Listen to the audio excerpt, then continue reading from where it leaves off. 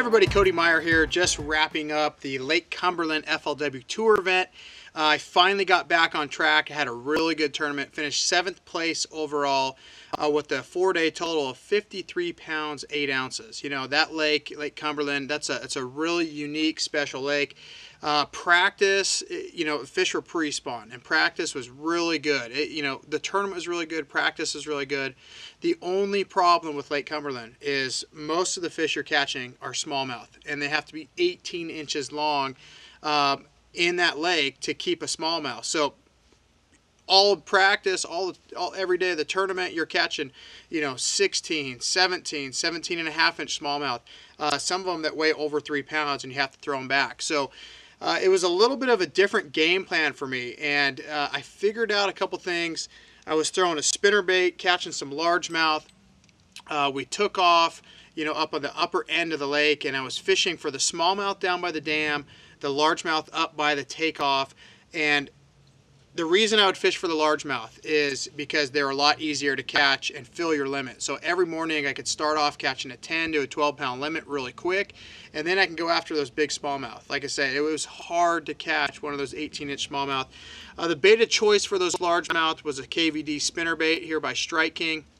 I was putting a 3.75 inch Strike King Rage Swimmer on the back in the white color.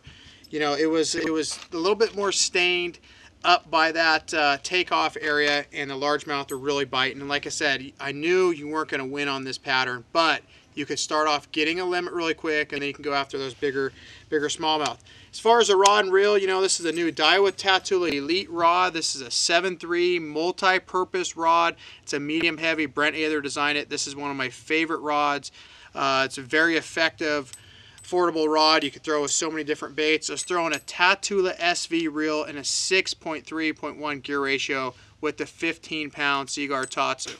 After I got done fishing for the largemouth, I'd get a limit really quick. It was all about smallmouth from there on out. And for me, it was one bait this whole week. It was a Strike King Rage Swimmer. I was throwing it in a new prototype size that's going to be available at ICAST this year. It's going to be a 2.75 inch Rage Swimmer, a little tinier bait, but catches really big ones. I was throwing that, and I was throwing the 3.75 inch. The reason I would make the switch is when I got around heavier cover, there's a lot of timber, flooded trees in the lake, I was going to the bigger one with the 1/2 ounce head.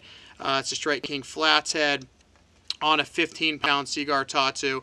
The same rod as before, a 7.3 multi-purpose Tatula Elite rod, same reel, Tatula SV with the 6.3, and I was throwing that bigger line around the bigger cover, and when, you know, one of those big smallmouth would bite it, you'd really be able to take that fish out of cover. Now, when the conditions were tougher, you know, when the sun was out, there's no wind, you're a little bit more in open water, that's when I'd go to the smaller bait. I was throwing that on a 10-pound Seaguar Tatsu, and I was really kind of more finesse fishing that. And the reason I was throwing the swim bait so much, the fish were 100% suspended. You know, when I'd throw a bait on the bottom, I wouldn't get bit. So I just pretty much picked up that swim bait, went around. Like I said, I caught a ton of fish. It was hard getting those keepers, but overall the tournament worked out really well for me. Like I say, finished 7th place, got some much needed points, and just had a really fun time.